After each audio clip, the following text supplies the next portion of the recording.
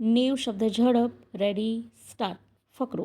આ કામે ફરિયાદ પક્ષની હકીકત જોવામાં આવે તો ફરિયાદી ચંચળબેન ચંદુભાઈ મંગળભાઈ જાતે વણકરનાએ તારીખ 15/10/2013 રોજ પોસ્ટ મુકામ કલોલ પોલીસ સ્ટેશનનાઓ રૂબરૂ એવી ફરિયાદ હકીકત આપેલ છે કે તારીખ 14/10/2013 રોજ સાંજના 7 વાગ્યાના સુમારે તેઓ તથા તેમના પતિ તથા તેમની ફોઈ સાસુ મંગુબેન લાલજીભાઈ વણકર એ રીતના તેમના ઘરે હતા અને તેણી શાક સમારતી હતી.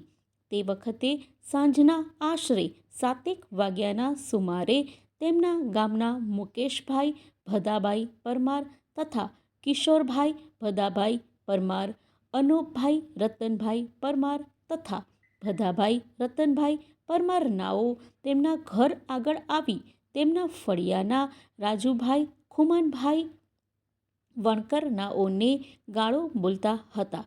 તે વખતે તેમણે આ ચારેય જણાને તમો અમારા ઘર આગળથી આવી ગાળો બોલશો નહીં.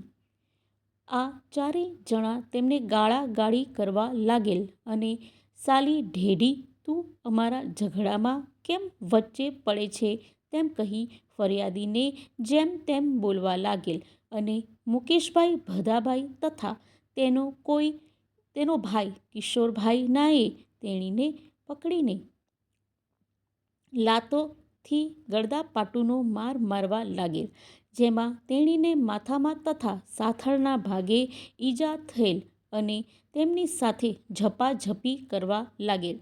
તે વખતે તેમણે પહેરેલ સાડી ફાટી ગયેલ.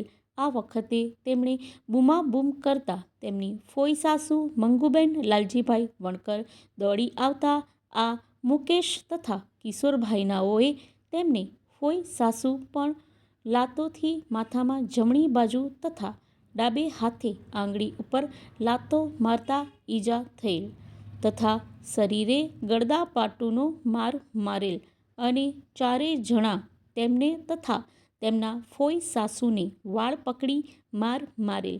આ વખતે તેમણે તથા તેમની ફોઈ સાસુએ બૂમાબૂમ કરતા તેમના પતિ આવી ગયેલ અને ચારેય જણા સાલી ઢેઢીઓને અહીં રહેવા દેવાની નથી તેમ કહી જાતીય અપમાનિત શબ્દો બોલી ઝૂંપડા સળગાવી દેવાની તથા પોલીસના ફરિયાદ કરશો તો જાનથી મારી નાખીશું તેમ કહી ધમકીઓ આપતા હતા અને તેમના ઘરે જતા રહેલા અને તેઓના જવા આવવાનો રસ્તો એક હોય રસ્તામાં પણ નીકળવાની ના પાડતા.